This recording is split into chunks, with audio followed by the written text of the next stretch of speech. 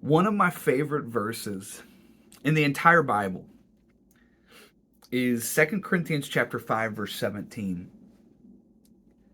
I'm drawn to it because of not just the hope that is embedded in the verse, but the promise. Not just the emotional, but the mental. Not just the present, but the future. I'm drawn to it because it encapsulates for me the cry of my heart, the explosion in my soul. It describes for me the pleading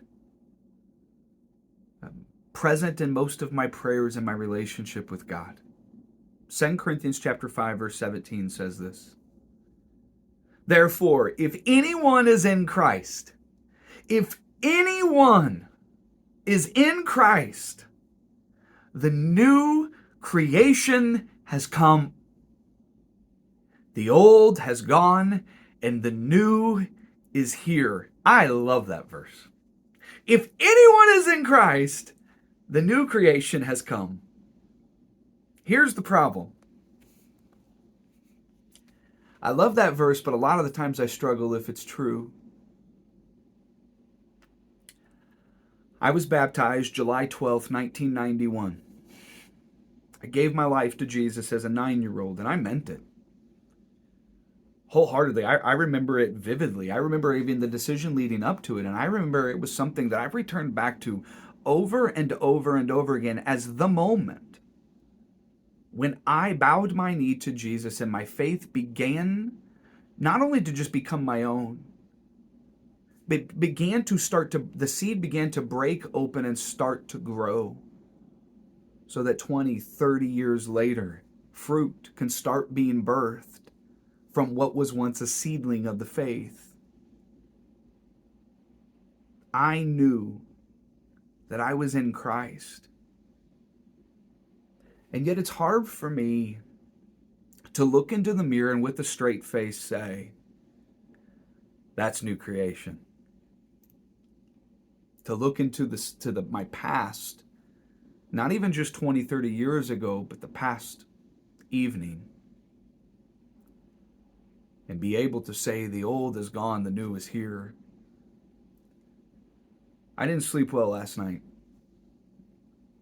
I woke up around 3:27, then woke up again at around 4:43, and then woke up again around 7:26, and finally I was just like, forget it. I was able to sleep in today, and finally I just said, forget it. And sometimes it's dreams, they come, and you don't really know why they're there, and you don't really know what they're doing.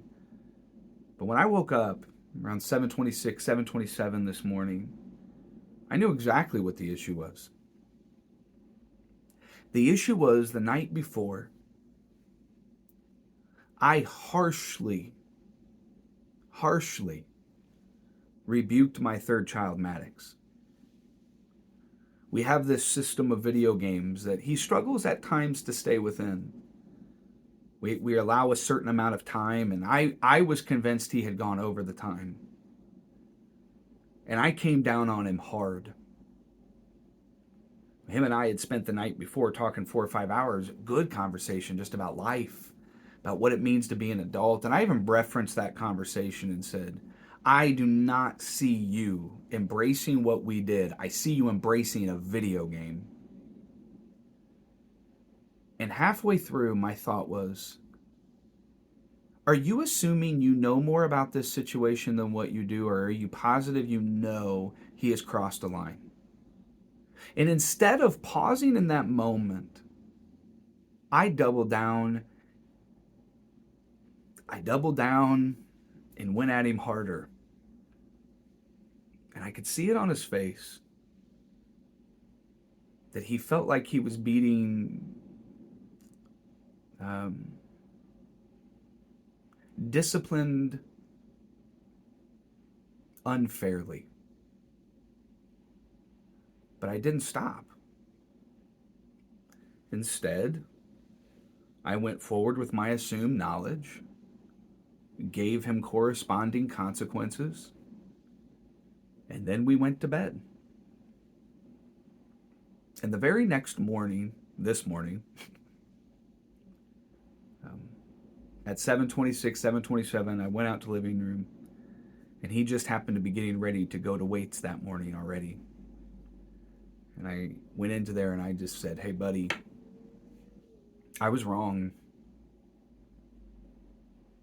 It was unfair how I disciplined you, and I did it too harshly, and I didn't even have all the information, and what I did was wrong, and I need you to know that I am sorry, and I want to ask if you're willing to forgive me."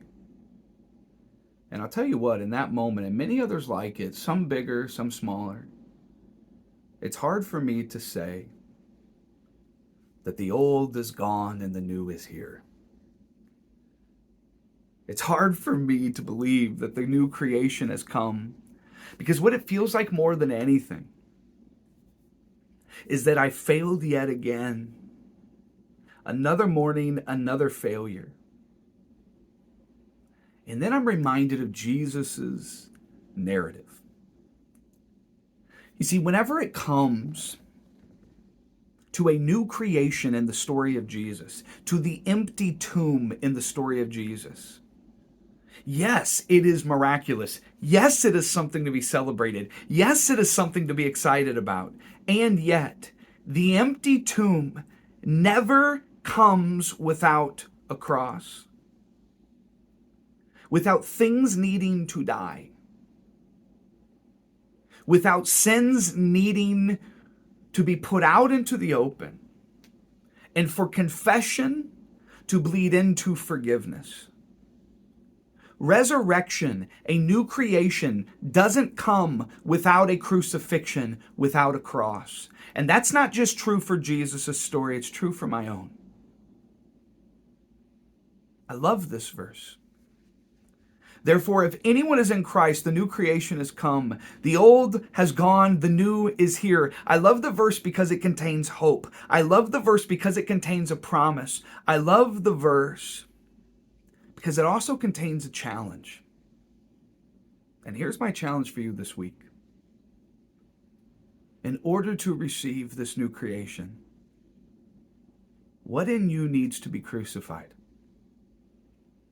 What confessions do you need to make? What grudges do you need to let go? What wounds do you need to allow to be healed? Because you will never experience a resurrection if you refuse to go through the pain of a cross, if you refuse to go through the pain of a crucifixion.